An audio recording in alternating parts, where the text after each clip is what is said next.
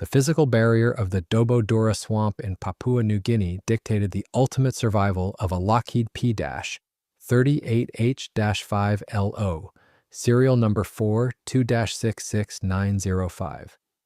The aircraft carried the painted name Japanese Sandman II and was commonly identified by the number 33 painted in white.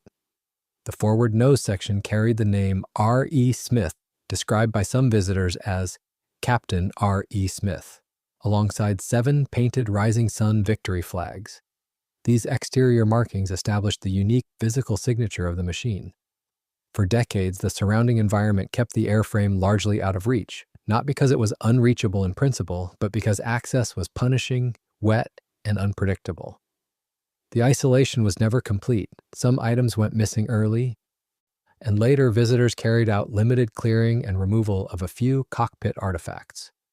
But large-scale stripping and heavy equipment access remained rare, difficult, and highly seasonal. The aircraft sat in a static lock, guarded by the hostile topography. The baseline objective for recovery engineers examining such a site is purely functional. They must evaluate the potential to retrieve viable structural components from an embedded jungle wreck to support international warbird restoration projects. The primary constraint governing this specific operational site is the terrain itself, swamp ground that can hold a heavy airframe in place and limit every tool you can bring to it. Any approach to the surviving airframe required penetrating the region's environmental defenses at ground level. The upper layer of this defense consists entirely of kunai grass. This vegetation forms a dense, sharp-edged canopy that routinely grows several feet high. It strictly dictates the limits of pedestrian movement. Its leaf margins can slice skin, snag clothing, and chew up soft gear, exhausting personnel who try to force a path through the stalks.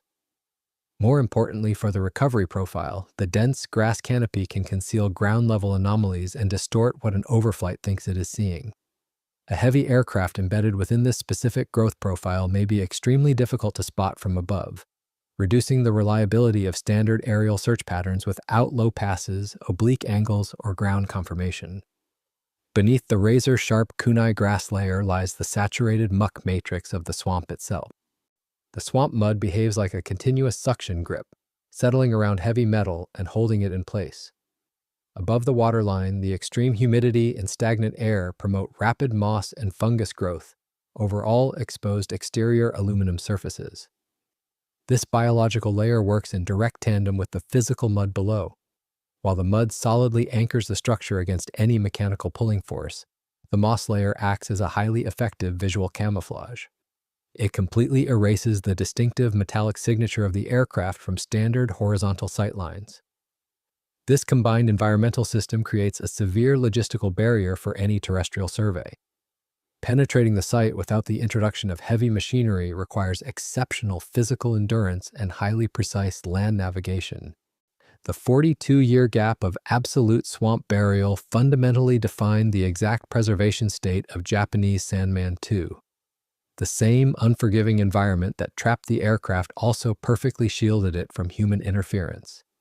The painted name R.E. Smith and the 7 victory flags likely survived in part because shade and limited direct sunlight reduced ultraviolet fading, even as humidity, biological growth, and corrosion continued to threaten the surface. These specific markings hold significant forensic value. They constitute the definitive visual proof of the aircraft identity. In standard aviation archaeology, external painted markings often degrade rapidly in exposed environments due to weather and light exposure. In this precise case, as the dense jungle canopy and the thick, protective moss growth insulated the original paint from direct ultraviolet destruction. The terrain successfully held the unique identity intact while simultaneously denying any meaningful physical access to the main airframe. This creates a strict operational boundary for any future recovery attempt. The aircraft is preserved, but it is completely immobilized by the swamp. The tension in the salvage logic lies precisely at this intersection. The international demand for recoverable aviation aluminum is high, but the physical reality of the site remains entirely unforgiving. A heavy twin engine fighter cannot simply be lifted free from a saturated mud matrix. The terrain dictates a fundamental engineering limit on what parts can be touched, what sections can be moved, and what structures must be abandoned in place. The swamp strictly owns the central mass of the aircraft. Any engineering solution must operate strictly within the geometric parameters established by the mud.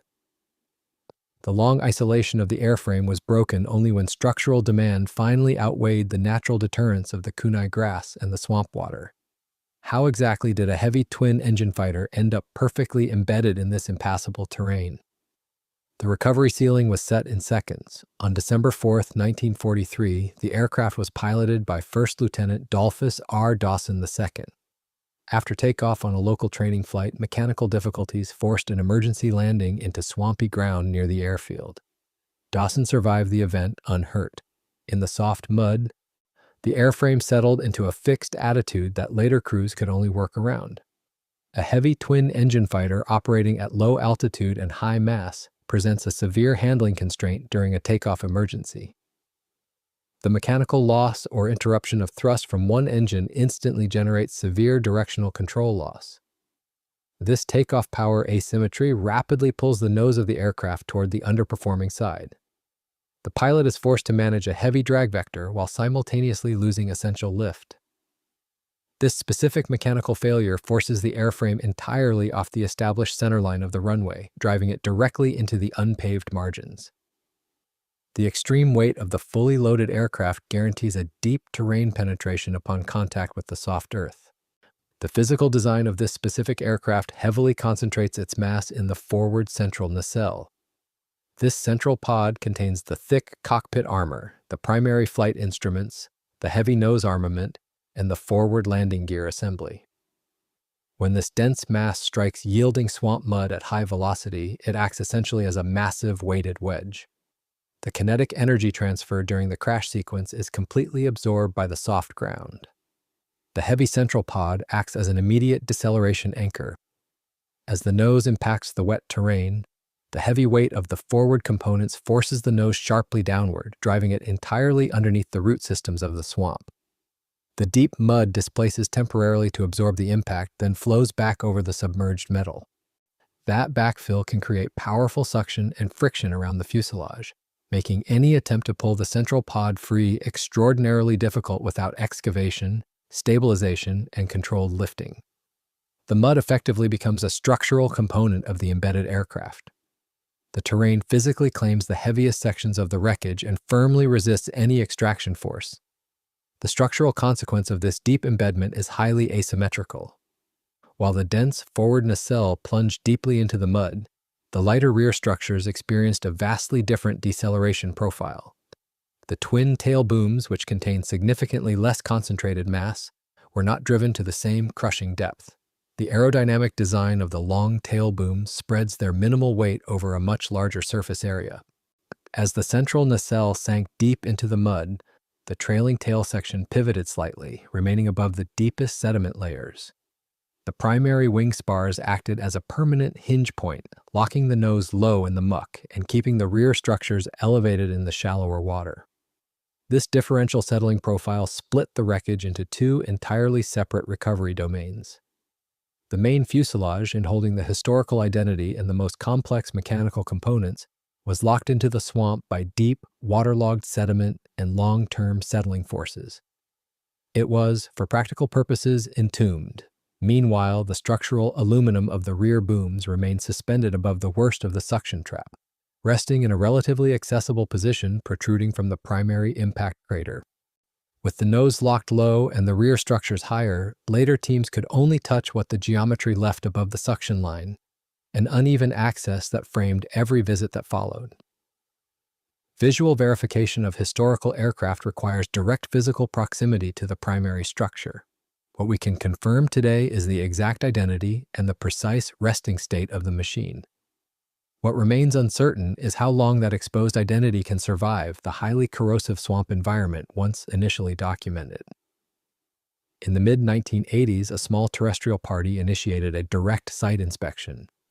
The objective was strictly documentary, establish the physical condition of the wreckage without turning the visit into a recovery operation. Some accounts note that the original pilot later returned to the site. Reaching the general area was described as not far from the Papua to Aro Bay Road, but still demanded a punishing walk through wet, wooded country and sharp grass, followed by swamp ground that ruled out vehicles. With no practical way to bring in heavy gear, cameras, measuring tools, and water had to be carried by hand, and mechanical excavation was off the table for the baseline survey. The dense vegetation eventually yielded to the primary swamp perimeter. To close the final distance to the wreckage, the team was forced to abandon dry ground entirely. They executed a grueling transit, spending 25 minutes continuously wading through thick, knee-deep muck. The saturated sediment provided zero solid footing, and each forward step required them to break the continuous suction of the mud, or rapidly draining what energy they had left.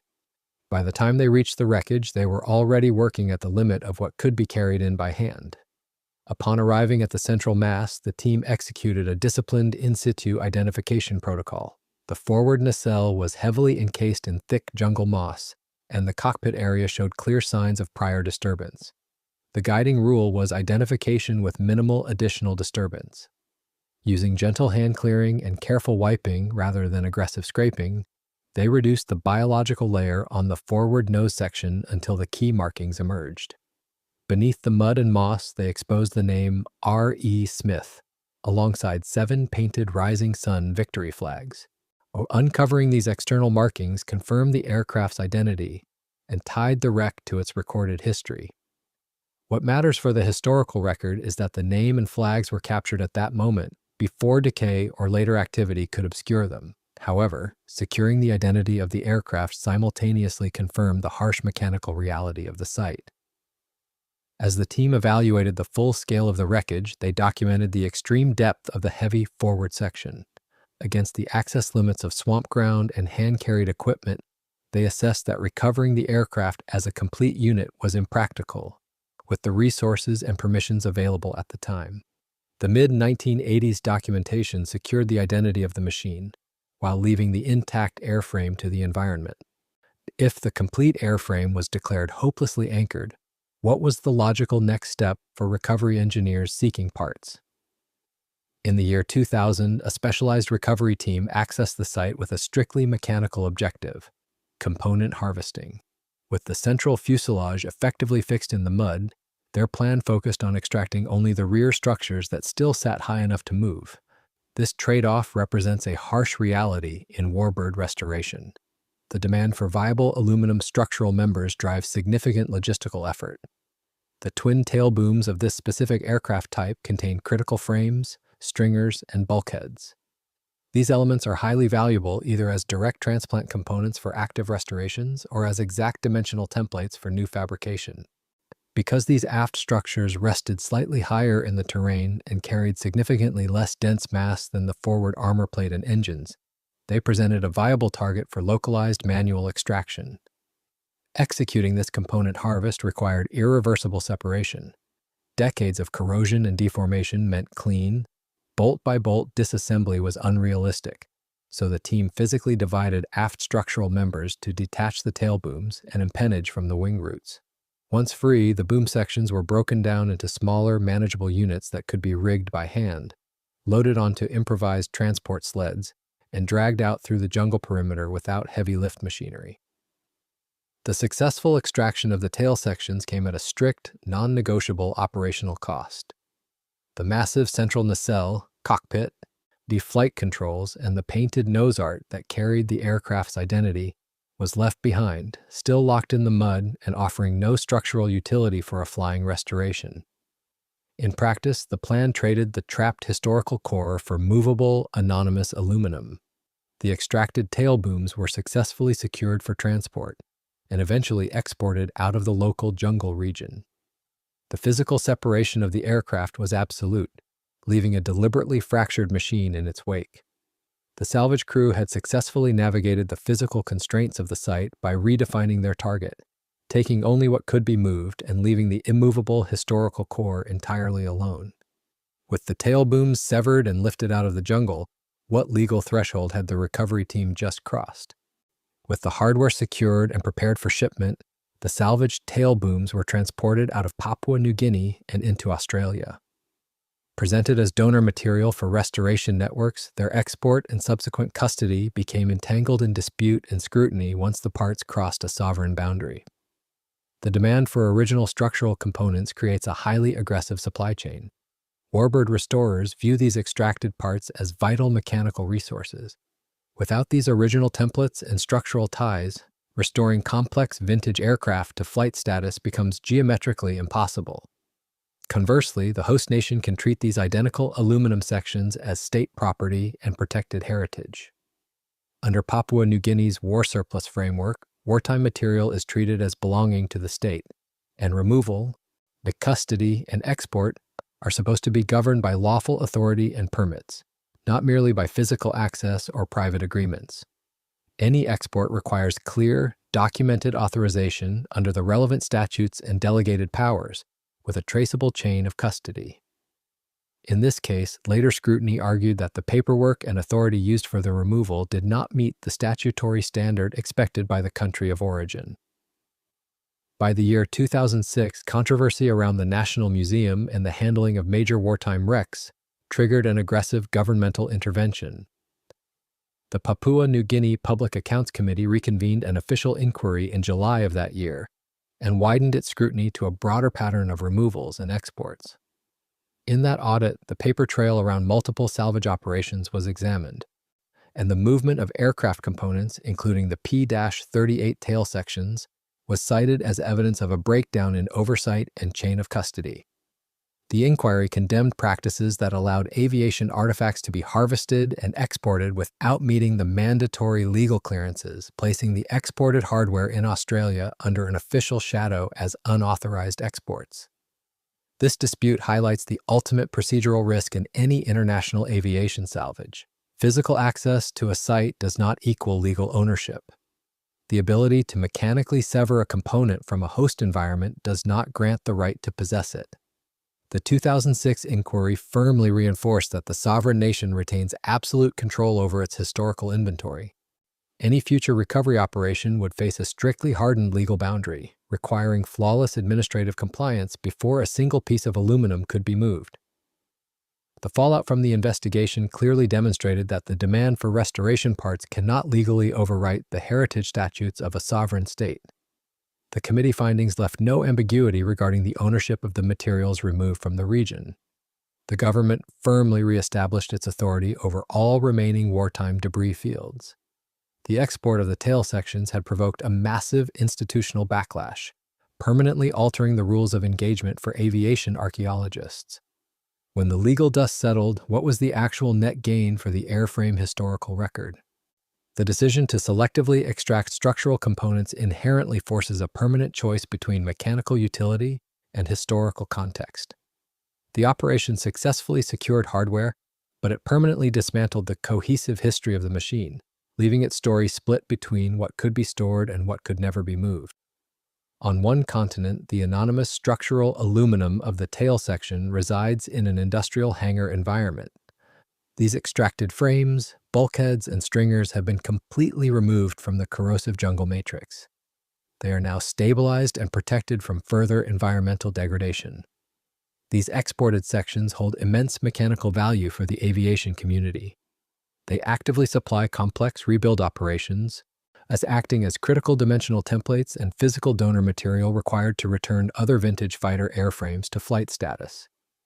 However, these specific aft components possess zero identifying marks. They are strictly functional pieces of aerospace engineering, completely stripped of their individual operational history.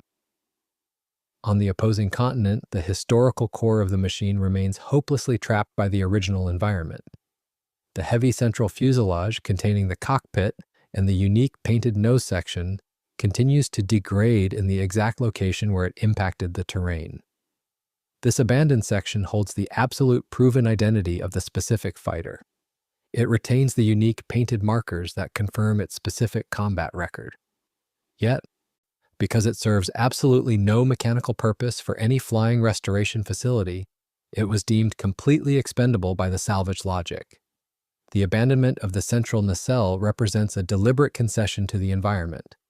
Without the stabilizing structural continuity of the tail booms, the remaining forward fuselage may shift and sink deeper into the saturated mud over time.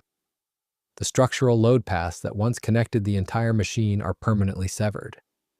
As the isolated central pod settles further into the swamp, the very paint that proved its identity will eventually be submerged or consumed by biological growth. The salvage operation extracted exactly what it needed, leaving the remaining architecture highly vulnerable to accelerated collapse. The physical cost of the extraction is directly paid by the accelerated degradation of the historical core. This creates a permanent conservation paradox. The mechanical parts that can fly again have permanently lost their unique history. The historical evidence that verifies the identity of the aircraft can never fly, and will eventually be consumed by the jungle. The rate of environmental decay is now fundamentally asymmetric. While the mechanical tail is preserved indoors, the irreplaceable nose art faces continuous exposure to heavy moisture and structural collapse. No conservation intervention protects the surviving paint. Once a recovery team initiates a targeted component harvest, the baseline archaeological integrity of the site is permanently destroyed. By cutting the tail sections away, the original resting geometry and the contextual relationship between components could never be reconstructed. The site's evidentiary value was spent in a single, irreversible action. The long-term legacy of this operation is an aircraft that no longer exists as a complete, unified entity in any domain. It has been reduced to a collection of useful donor parts supporting foreign restorations juxtaposed against an abandoned nose section rotting into the earth. The site is no longer an untouched historical record, and the recovered parts are no longer a complete aircraft. This outcome forces a strict evaluation of the ultimate salvage objective. A partial recovery undeniably secures vital raw material to sustain the flying warbird community. It fulfills a strict engineering requirement by harvesting viable aluminum before it dissolves completely. However, this mechanical success completely dismantles the historical site to achieve its goal. The physical evidence is forever split, leaving a completely fractured narrative in the historical record. Was the operational gain of retrieving structural donor aluminum truly worth the permanent fragmentation of an intact, if unrecoverable, historical site?